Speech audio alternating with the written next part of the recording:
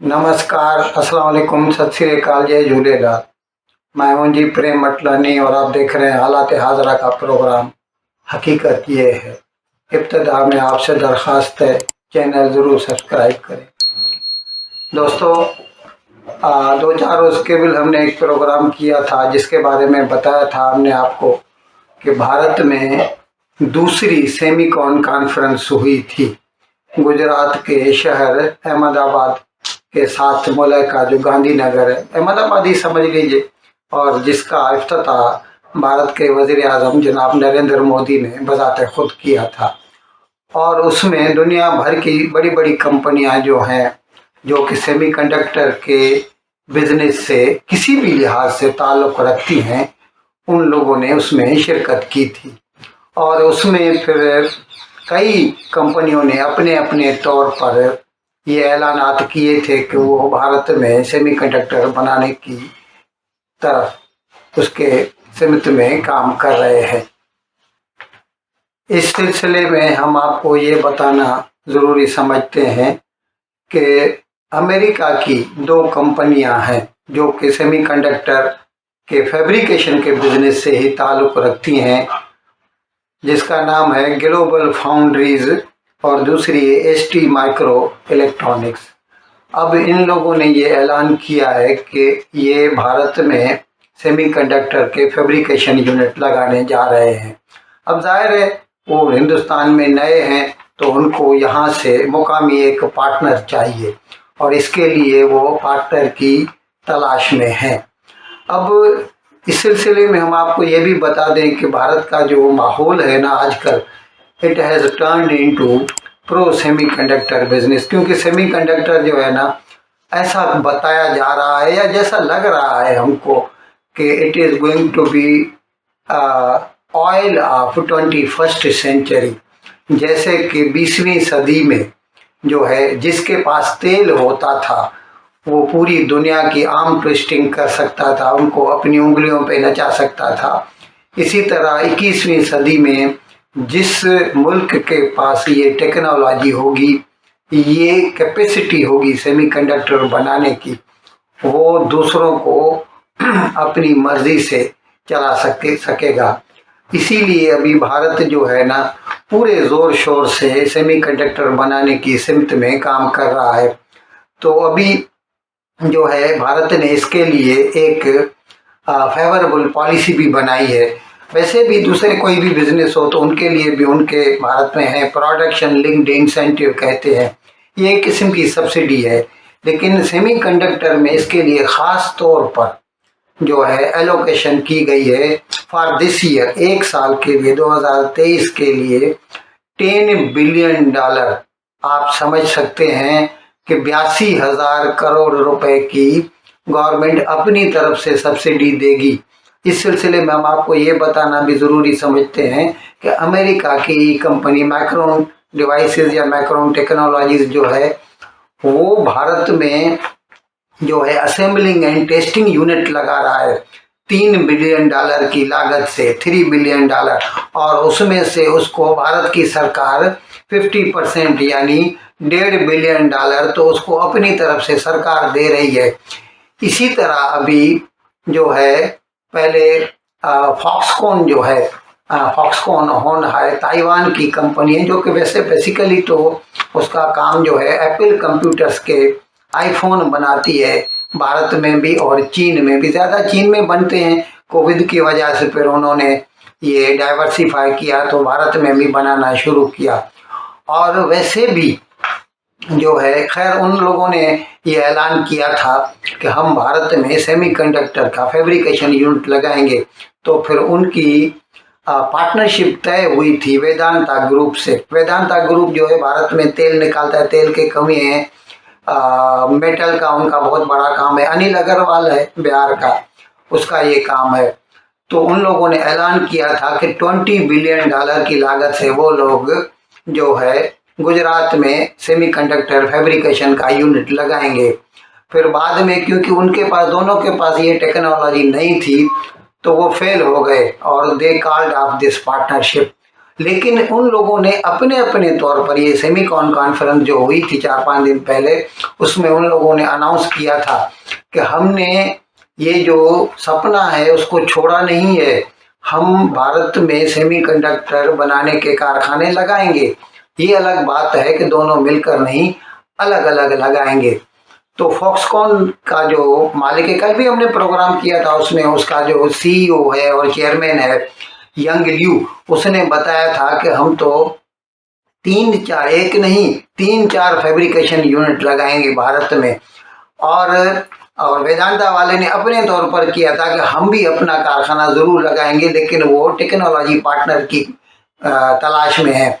अब जब ये जो अमेरिका की दोनों कंपनियां जिनका नाम बताया हमने आपको, ST माइक्रो डिवाइस और ग्लोबल फाउंड्रीज, इन्होंने जब ये अनाउंस किया कि हम हिंदुस्तान में जो है पार्टनर की तलाश में, तो खुद हिंदुस्तान सरकार ने उनके जो है ये इल्म में लाए कि भाई वेदांता वाले को भी इस तरह का एक टेक्नोलॉजी पार्टनर की जरूरत है, आप चाहें तो आपस में बातचीत कर सकते हैं। लेकिन इस सिलसिले में जो हिंदुस्तान की जो पॉलिसी है ना, वो बहुत फेवरेबल है। और पूरी दुनिया का जो इस वक्त माहौल है, एनवायरनमेंट है, ये ऑटोमेटिकली दुनिया की बड़ी बड़ी जो कंपनियां हैं, मल्टीनेशनल कंपनीज, उनको भारत की तरफ खींच के ला रहा है। अब जैसे ये हम सेमीकंडक्टर की बात कर रहे हैं, तो जैसे ही चीन ने दादागिरी दिखानी शुरू की, तो फिर अच्छा, ये एक बात ये भी है कि ये जो सेमीकंडक्टर हैं, इनके बिना कोई चीज चल नहीं सकती, न कंप्यूटर, न रेडियो, न टीवी, न motor car, washing machine, nothing. और ये सैटेलाइट वगैरह, रॉकेट, मिसाइल, इन सब में भी यही सेमीकंडक्टर इस्तेमाल होते हैं। तो उनकी वजह से जब चीन ने अमेरिका को आंखें दिखाना शुरू किया, तो अमेरिका ने क्या किया कि जो हाई एंड सेमीकंडक्टर्स है ना, वो उनकी चीन की तरफ एक्सपोर्ट पर पाबंदी आयद कर दी और दूसरों को भी मना कर दिया कि आप लोग, मतलब जैसे ताइवान की सबसे बड़ी कंपनी है, दुनिया की सबसे बड़ी company Taiwan semiconductor manufacturing company है, TSMC। उसके बाद सैमसंग आती है साउथ कोरिया की, उसके बाद फिर जापान की कंपनियां हैं। सबको मना कर दिया कि आप चीन को ये सेमीकंडक्टर सेल नहीं करेंगे, एक्सपोर्ट नहीं करेंगे। तो जाहिर है उन लोगों को माल तो बेचना ही है, तो वो अभी जो है चाहते हैं कि हम अपनी जो मैन्युफैक्चर भी जो है ना, वो डाइवर्सिफाई करें और हिंदुस्तान में लगाएं। तो अभी ये दोनों कंपनियां भी अभी जो हिंदुस्तान में लगाएंगी, तो यकीन है कि ये कामयाबी से हमकिनार होके रहेंगी। दोस्तों, इस सिलसिले में हमने आपको ये भी बताया था कि भारत जो है ना, सेमीकंडक्टर बनाने की जो सारी स्टेजेस हैं, उसमें अपने आप को जो है एक्सपर्ट बनाना चाहता है। डिज़ाइनिंग में वैसे भी टॉप पर है, ऐसे तो खैर अमेरिका एक नंबर पे है, लेकिन वहाँ पर भी काम करने वाले जो हैं वो इंडियन इंजीनियर्स ही हैं। और अमेरिकी डिज़ाइन कंपनियों ने जो है ना, उन्होंने हिंदुस्तान में भी अपने ऑफिस खोलने शुरू कर दिए। इस सिलसिले में भी हमने एक प्रोग्राम किया था कि एक कंपनी जो है ना, बेंगलोर में अपना डिज़ाइन सेंटर खोल रही है और उसमें 3000 इंजीनियर्स को नौकरी मिल रही है। तो डिज़ाइन में फिर मैन्युफैक्चर जो सारी जो कारखाने बनाते हैं, उसके जो मशीनरी बनाते हैं, वो हॉलैंड वाले बनाते हैं। उसके बाद जो फैब्रिकेशन होती है, इस वक्त तो सबसे टॉप पर जो है ताइवान है, दूसरे नंबर पर साउथ कोरिया है। तो उस लाइन में तो भारत खास तौर पे काम कर रहा है। और उसके बाद फिर असेंबलिंग एंड टेस्टिंग यूनिट, वो तो पहले ही अनाउंस कर चुका है हिंदुस्तान। अमेरिका की कंपनी जो माइक्रोन डिवाइसेस है, 3 बिलियन डॉलर की लागत से वो लोग यहाँ पर कारखाना लगा रहे हैं असेंबलिंग एंड टेस्टिंग यूनिट का। उसके बाद फिर लास्ट में आता है डिस्ट्रीब्यूशन या सेल जो है। तो भारत चाहता है कि हर एक्टिविटी जो ताल्लुक रखती है सेमीकंडक्टर से, उसमें अपने आप को एक्सपर्ट साबित करे और सब में अपना अपना कुछ न कुछ हिस्सा रखे। तो हमें कभी उम्मीद है कि चंद सालों में भारत जो है दुनिया के टॉप के मुल्कों में गिना जाएगा सेमीकंडक्टर बनाने के दिशा में। दोस्तों, पाकिस्तान में आजकल चीन के वाइस प्राइम मिनिस्टर आए हुए हैं। वो सीपेक जो है 2013 में शुरू किया गया था, उसके 10 साल पूरे हुए हैं और वो 10 साल जश्न मना रहे हैं। और उनके साथ पाकिस्तान के वज़ीर आज़म शहबाज शरीफ ने जो है कई मुआहदे किए हैं और नए मुआहदे किए हैं सीपेक के तहत कि और भी हम इन्वेस्टमेंट करेगा चीन इस सिलसिले में। वैसे हकीकत में अब तक तो जो सीपेक है वो फैल ही गया है और अब तक कुछ भी ऐसा साबित दिखाई नहीं देता। लेकिन अच्छा है, अगर वो कुछ और भी बनाना चाहते हैं तो वहाँ पर जब इन्होंने नए मुआहदे किए तो उस पर बात पर बोलते हुए पाकिस्तान के वज़ीर आज़म जनाब शहबाज शरीफ ने कहा कि हम चाहते हैं कि हमारे भारत के साथ भी अच्छे ताल्लुकात हों और इस सिलसिले में मैं भारत के वज़ीर आज़म मोदी से दरख्वास्त करता हूं कि वो हमारे साथ बातचीत करें। हम चाहते हैं कि हमारे ताल्लुकात सुधरे। अब यहाँ पर सवाल ये पैदा होता है कि एक तो अभी चंद दिनों की मेहमान है ये गवर्नमेंट जो है शहबाज शरीफ की, तो इसको तो अभी जाना ही पड़ेगा क्योंकि इलेक्शन इनका 5 साल पूरे हो रहे हैं। ये जो नेशनल असेंबली का टर्म है और फिर एक कायम मुकाम वज़ीर आज़म बनेगा और ज़ाहिर है कायम मुकाम वज़ीर आज़म बनेगा तो उसको कोई अथॉरिटी नहीं होगी फैसला करने की। उसके बाद 3 महीने के बाद यानी नवंबर में इलेक्शन होंगे। अगर समझो इमरान खान वापस वज़ीर आज़म बन गया तो इमरान खान तो 2019 में वो बोल चुका है, वो जो 5 अगस्त 2019 को भारत ने अपने कॉन्स्टिट्यूशन की जो है आर्टिकल 370 और 35A को मनसूख किया था, जिसके तहत जम्मू एंड कश्मीर को स्पेशल प्रिविलेज मिला हुआ था, उसको ख़त्म कर दिया था। तो उस वक़्त जनाब इमरान खान ने ये कहा था कि जब तक भारत इनको रिस्टोर नहीं करेगा, उसकी ये डिमांड थी कि ये जो भारत के कॉन्स्टिट्यूशन में जो अमेंडमेंट लाई गई है उसको ख़त्म किया जाए और 370 को रिस्टोर किया जाए, तब तक हम भारत के साथ किसी भी किस्म के मुज़ाकरात नहीं करेंगे। तो अब अगर शहबाज शरीफ कुछ कहता है तो क्या इसकी कोई वक़ीयत होगी? हमें तो नहीं लगता।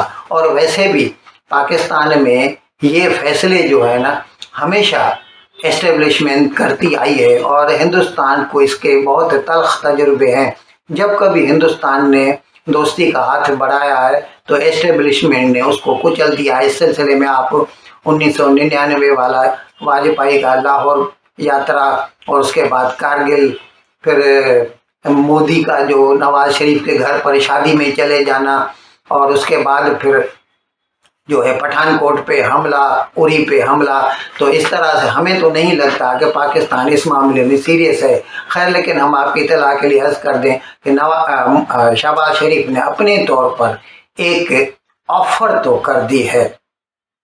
अच्छा, आखिर में हम आपको ये भी बता दें कि पाकिस्तान ने जो है तेल के भाव यानी पेट्रोल डीजल वगैरह के भाव में 20 रुपया लीटर की बढ़ोतरी की है, उसका इजाफा कर दिया है।